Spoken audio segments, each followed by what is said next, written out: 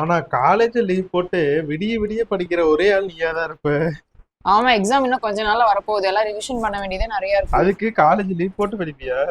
என்ன பண்றது, இந்த மாசம் ஃபுல்லா லீவ் போடவே இல்ல.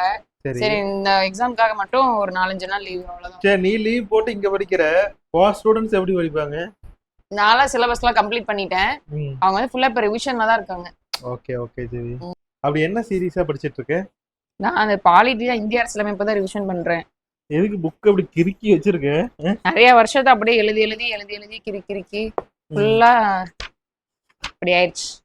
சரி சரி சரி. இந்த டேபிளோட லிங்க் நிறைய பேர் கேக்குறாங்க. அப்படியா? இந்த டேபிள் லிங்க் கொடுத்துடலாம். இதோட விலை வந்துட்டு ஒரு 400 சில்லற அந்த விலையில தான் வாங்கணும். ஆமா. ஸோ வந்து நான் இந்த வீடியோல வந்து மேல லிங்க் கொடுக்குறேன், வேணும்னா வாங்கிக்கோங்க. ஏன்னா நிறைய பேர் கேட்டாங்க, ஒவ்வொருத்தருக்கா நான் வந்து இன்ஸ்டால போய் போய் எடுத்து எடுத்து அமுச்சிட்டே இருந்தேன்.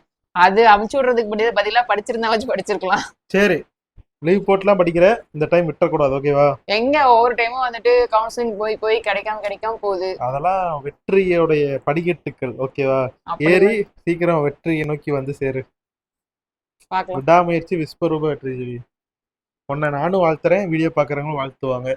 தேங்க்யூ. சரி சரி, படி படி, டைம் வேஸ்ட் பண்ணாத.